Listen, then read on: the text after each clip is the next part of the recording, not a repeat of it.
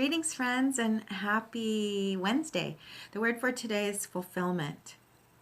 It's a special day. We're in the last day of Gemini, and tomorrow the sun moves into Cancer. And this final day of Gemini, the energies on Earth today are bringing forward actually the last 3 months of personal development and personal expansion in a kind of integration and preparation for tomorrow's solstice. The first day of Cancer is the launch of a new season and a new period of showing up. An energy we could think of right now is that the fulfillment of today is the bringing forward of what we've been learning and who we are and what inspires us so that we can learn how now to participate in our world in a new way. So hold curiosity today and tomorrow for your own infusion of a sense of fulfillment. Connect with appreciation for what you've learned and what you realize and what you know about yourself and about your relationships with others. This last month has all been about new insights and new ways of experiencing contrast in order to learn and expand and grow and discover new perspectives and new realities and new understandings. So I am today holding space myself for appreciation for what I've learned through my relationships of all forms over this last month, and setting my intentions to commit to showing up in new ways now as we move into the month of home and family and anchoring in trust in the world. So hold curiosity today for your own qualities of fulfillment, your own experiences of new understandings and realizations about your ability to participate in something larger in the world. And then finally, for those of you following the Sabian, I want to say a little bit about the symbol today because it is a symbol that I have held a lot of curiosity about since I started learning the Sabian work a few years ago. And I've been holding curiosity for what would come forward this month because the symbol itself is outdated. What it represents now is not what it represented 100 years ago when it was, nearly 100 years ago when it was accessed. So the Sabian symbols were received as holograms in 1925 by a woman named Elsie Wheeler, who was collaborating with an astrologer. An astrologer worked with her as the clairvoyant to access a hologram for each of the 360 symbols in the zodiac, the aura of Earth. And so the context in 1925 of the symbol I'm about to share with you is completely different than it is today. So the symbol is a parade of bathing beauties before a large beach crowd.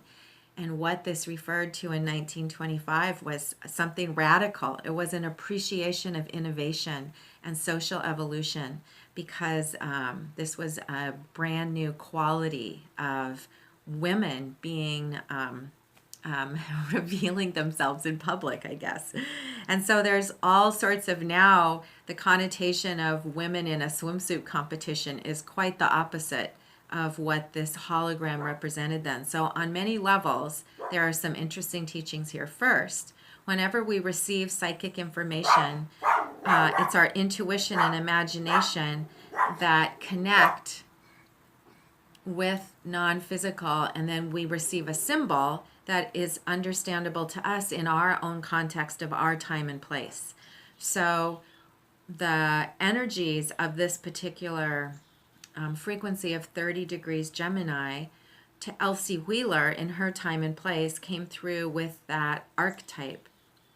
And it meant something specific then to her and to the people of that time as a culmination of this month of new insight and new awareness and new ability to discover and learn together how we expand into new possibilities. So it's a symbol of evolution and evolving social consciousness and what's possible through innovation and discovery.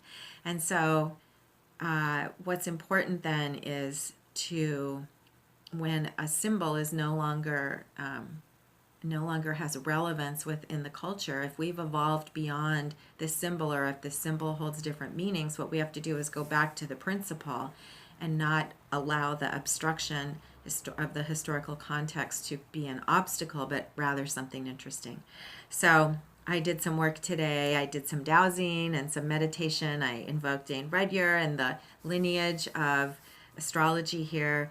And what I received was a message of an appreciation of fulfillment, of new qualities of our collective moving forward. And I was curious, I haven't received an archetype yet to work with, but I have a feeling. So here are the words that I got: that each of us are a product, we are each a product of our culture, and our culture's continually evolving and expanding.